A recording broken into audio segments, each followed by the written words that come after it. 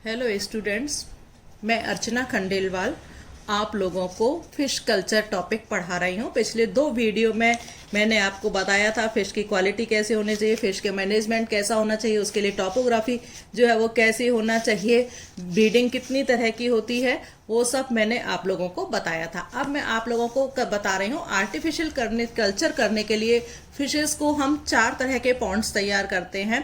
पहला है hatching Pond's, दूसरा है नर्सरी पॉन्ड, तीसरा है रेयरिंग पॉन्ड और चौथा है स्टॉकिंग पॉन्ड्स। 4 तरह के पॉन्ड्स जो है हमें करने पड़ते हैं। हैचरीज के बारे में मैंने आप लोगों को पिछले वीडियो में बता दिया है कि जो हैचिंग पिट्स हैं वो 2 तरह के होते हैं, हैचरीज और दूसरा है हैचिंग हापास। हैचिंग हापास फिर 2 तरह के होते हैं, फिक्स्ड हापास और फ्लोटिंग हापास। क्योंकि फ्लोटिंग हापास के अंदर स्पॉनिंग के बाद में हैचलिंग्स जो हैं वो निकलते हैं और इनको 36 to 48 आवर्स तक हमें हापास के ही अंदर रखना होता है और उसके बाद में फिर हमें नर्सरी पॉन्ड्स में ट्रांसफ़र करते हैं। तो नर्सरी पॉन्ड में ट्रांसपोर्टेशन के करने में क्या है कि हमें काफ़ी ध्यान रखना पड़ता है, क्योंकि हैचलिंग्स क्या है बहुत छोटे होते हैं। तो पश्चिम बंगाल में इन्हें मिट्टी की हांडी में भर करके फिर इनको ट्रांसपोर्ट करते हैं। लेकिन इस तरह से जो तुरंत जब हम ट्रांसपोर्ट करते हैं तो इससे जो हैचलिंग्स होते हैं उनकी जो मोर्टेलिटी रेट जो है वो काफ़ी बढ़ जाती है। क्यों बढ़ जाती है? क्योंकि इनमें पानी में ऑक्सीजन की जो मात्रा है वो काफ़ी कम हो जाती है और कार्बन डाइऑक्साइड की मात्रा काफ़ी ज़्यादा हो जाती है। अमोनिया जैसे जो एक्सक्रीटेड प्रोडक्ट्स हैं वो पानी के अंदर एक साथ, क्योंकि बहुत सारे हैचलिंग्स हैं तो पानी के अंदर उनका यूरिया की मात्रा या एक्सक्रीटेड प्रोडक्ट्स की मात्रा बढ़ जाती है, जिससे कि पानी जो है वो विषैला हो जाता है और बहुत ज़्यादा एक्टिव होने से हैचलिंग्स में थकान हो जाती है और स्थानांतरण के समय जो पौने हैचलिंग्स जो हैं उनको चोट भी लग सकती है। तो इन सब से बचने के लिए, इन हानियों से बचने के लिए सबसे पहले जो हैचलिंग्स होते हैं उनको पहले ही एक निश्चित मात्रा में रख करके उनको उसमें रहने के लिए एडेप्टिव किया जाता है, कंडीशन किया जाता है, अनुकूलित किया जाता है, जिससे कि वो उसमें रहने के आदी हो जाएं। तत्पश्चात इनको खुले या बंद बर्तन में रख करके इनको ट्रांसपोर्ट करते हैं और इस बर्तन के चारों तरफ गीला कपड़ा जो बांध कर पानी के तापमान को बढ़ने से रोका जा सकता है। एंड पॉल्यूशन और संक्रमण से रोकने के लिए जो हैचलिंग्स जो हैं, जो कि डेड हैचलिंग्स होते हैं, उनको तुरंत हटा देना चाहिए। हैचलिंग्स के ट्रांसपोर्टेशन के लिए ऑक्सीजन भरे हुए बंदूक वाले धातु के पात्र भी काम में लिए जाते हैं। भारत में हैचिंग के पौनों को हैचिंग करने के लिए उसके बाद में उनको नर्सरी पॉन्ड में ट्रांसफ़र करने के लिए एल्केथेंस भी यूज़ में लिए जाते हैं। डायग्राम में आपको अलग अलग तरह के पॉन्ड्स दिखाई दे रहे हैं। ब्रीडिंग पॉन्ड्स हैं, ये हैचिंग पॉन्ड्स हैं, ये नर्सरी पॉन्ड्स हैं, रेयरिंग पॉन्ड्स हैं, स्टॉकिंग पॉन्ड्स हैं और मार्केटिंग पॉन्ड्स हैं। ये जो पॉन्ड्स हैं जितने भी तरह के, जब फिश कल्चर हम करते हैं तो यहाँ पर ध्यान रखना चाहिए कि ये सभी पॉन्ड्स पास में बने हुए हों। पहली बात, और दूसरी बात, यहाँ पानी की मात्रा हमें काफ़ी अच्छी संख्या में पानी हमें काफ़ी अच्छे क्वांटिटी में मिलते रहना चाहिए। नाउ दूसरे टाइप का पॉन्ड है नर्सरी पॉन्ड्स। हैचलिंग्स जो हैं उसके बाद में नर्सरी पॉन्ड्स में ट्रांसफ़र किए जाते हैं। हैचिंग हापा से नर्सरी पॉन्ड में ट्रांसपोर्ट करने पर जो हैचलिंग्स हैं वो काफ़ी संवेदनशील होते हैं, काफ़ी छोटे होते हैं, इसलिए उन्हें बहुत सावधानी से रखना चाहिए। तो नर्सरी पॉन्ड्स जो है हमेशा हैचिंग पॉन्ड्स के पास ही बनाने चाहिए। नर्सरी पॉन्ड्स जो हैं वो छिछले हो सकते हैं, 3 फीट से 5 फीट गहरे हो सकते हैं, किंतु आजकल इनकी जो डेप्थ है वो 5 फीट से 8 फीट तक रखी जाती है तथा इनका एरिया 1/2 एकड़ रखा जाता है। एंड जो आइडियल नर्सरी पॉन्ड्स हैं वो 50 से लेकर के 60 फीट लंबे, 30 to 40 फीट चौड़े और 4 to 5 फीट गहरे डेप्थ के होते हैं। तो जो नर्सरी पॉन्ड जो है उनमें हैचलिंग्स में इसको उनके हैचिंग से पहले ही तैयार कर लेने चाहिए और पानी का जो एंट्रेंस है उसको भी हमें कंट्रोल करके रखना चाहिए। नाउ क्योंकि नर्सरी पॉन्ड्स में भोजन के नेचुरल सोर्सेज कम होते हैं, आर्टिफिशियल होते हैं, तो इस वजह से इनमें अधिक मात्रा में जो हैचलिंग्स हैं या जो नर्सरी पॉन्ड्स हैं, फिंगरलिंग्स हैं, वो काफ़ी कम मात्रा में रखे जाते हैं। यदि ज़्यादा मात्रा में रख देते हैं तो उनमें खाने की कमी या फूड की कमी हो जाती है वहाँ पर।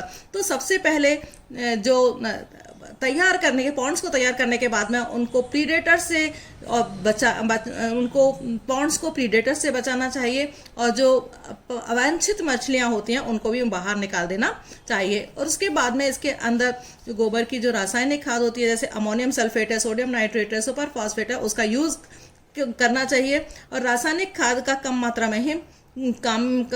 में ही काम में लेना चाहिए। इसके अलावा गोबर की जो खाद होती है उसको काम में लिया जा सकता है। हम जो ये खाद डालते हैं या जो फर्टिलाइजर्स डालते हैं, इससे 10 से 15 दिन में प्लैंकटॉन्स जो हैं वो डेवलप हो जाते हैं, और 10 से 20 दिन में प्लैंकटॉन्स जो है काफ़ी अच्छे से डेवलप हो जाते हैं। और ये प्लैंकटॉन्स जो हैं वो फिंगर फिश फ्राइज का काफ़ी अच्छा फूड होता है। नाउ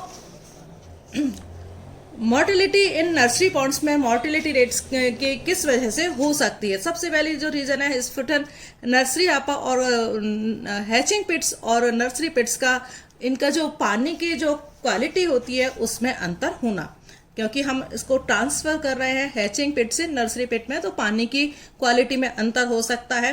एंड नर्सरी पिट्स में भोजन प्रॉपर वे में नहीं देते, एंड पॉन्ड्स के अंदर प्रीडेटर्स भी हो सकते हैं, परभक्षी जलीय कीटे भी हो सकते हैं, प्लैंकटॉन्स की ज़्यादा मात्रा भी हो सकती है, पानी में ऑक्सीजन की कमी हो सकती है। कई बार फिशेस के अंदर कैनाबॉलिज्म भी देखा जाता है, कैनाबॉलिज्म भी होता है, स्वजाति भक्षण भी इनके अंदर पाया जाता है।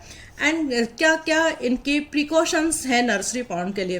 तो नर्सरी पॉन्ड में जल की मात्रा कंट्रोल्ड रहनी चाहिए, नियंत्रित होनी चाहिए, तथा जल को हमेशा फ्लो करते रहना चाहिए, प्रवाहित होते रहना चाहिए। संवर्धन कुंड जो है वो हमेशा हिस्फुटन हापा के पास ही बनाने चाहिए।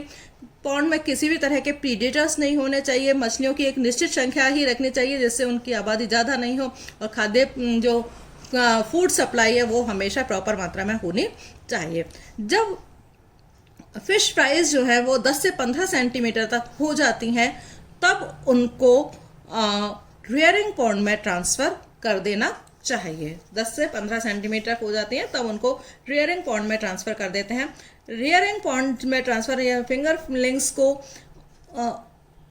उचित वृद्धि और स्वास्थ्य के लिए पालन पोषण में उनको नियमित व्यायाम की व्यवस्था होनी चाहिए। फिंगरलिंग्स का जो पालन पोषण है वो सकरे और लंबे कुंड पॉन्ड्स में किया जाता है, जिससे उन्हें तैरने के लिए उचित दूरी जो है वो मिल सके। और इस तरह का इस पॉन्ड का जो पानी है वो 12 मासी होना चाहिए। मीन्स जो वेट बंस जो होते हैं वो उनको काम में यहाँ पर लेना चाहिए।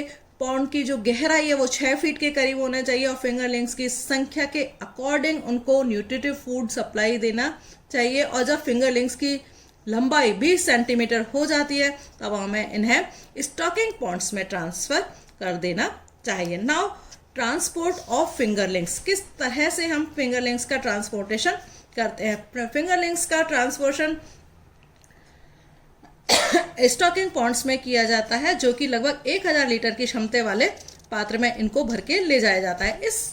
इस पात्र के अंदर की तरफ फोम जो है लगा होता है, जिससे कि मछलियों को चोट से, अंदर की जो चोट उनको लगती है उससे बचाया जा सकता है। परिवहन के समय जो एयर का संचरण है, वायु का संचरण है वो उचित मात्रा में होना चाहिए। जब इनका ट्रांसपोर्टर फिंगरलिंग्स का ट्रांसपोर्टेशन करना होता है तो सीडेटिव्स का यूज़ हम कर सकते हैं, और उसमें सोडियम एमाइलेट और बारबीफ्यूरेट जैसे सीडेटिव उनको दे देते हैं, जो कि उनको थोड़ा सा कम एक्टिव कर देते हैं, जिससे परिवहन के समय में जो ऑक्सीजन है वो कम से कम काम में आती है।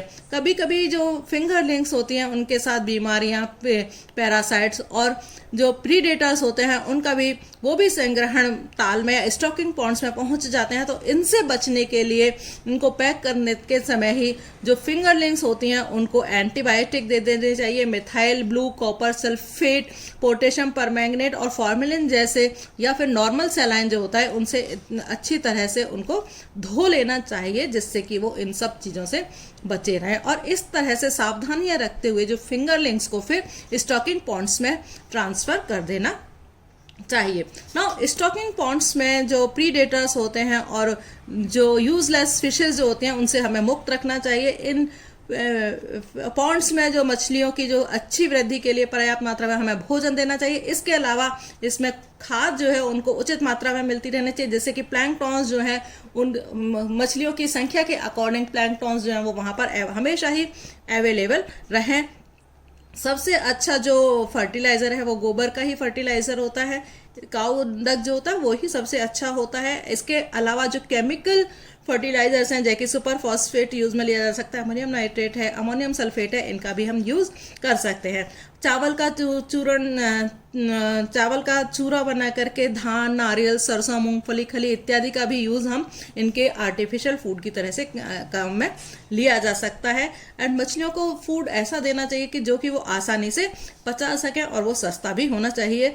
दिए जा रहे फूड को अचानक से नहीं बदलना चाहिए और मछलियों को फूड देने का जो समय है वो ज़्यादातर मॉर्निंग में उनको फूड देना चाहिए। खाद की मात्रा, मिट्टी की उर्वरकता, मछलियों की जाति और संख्या पर यह पूर्ण रूपेण से निर्भर होती है। तो इस वजह से जो मछलियां होती हैं जब वो अपनी लंबाई में बड़ी होती जाती हैं, भार में अच्छी हो जाती हैं, तो फिर उन्हें एकत्रित कर लेना चाहिए। जब वो पूर्ण अपनी लंबाई प्राप्त कर लेती हैं उसके बाद में जो फिशेज होती हैं उनकी हार्वेस्टिंग की जाती है। हार्वेस्टिंग करने के बाद में जो पूर्ण विकसित मछलियां हैं उनको पानी से निकाल करके एकत्र करके उनको बिक्री के लिए ले जाया जाता है और छोटी मछलियों को वापस से पुनः से रियरिंग पॉन्ड्स के अंदर डाल दिया जाता है। तो इस तरह से फिश कल्चर की जो प्रोसेस है वो पूरी होती है। Thank you.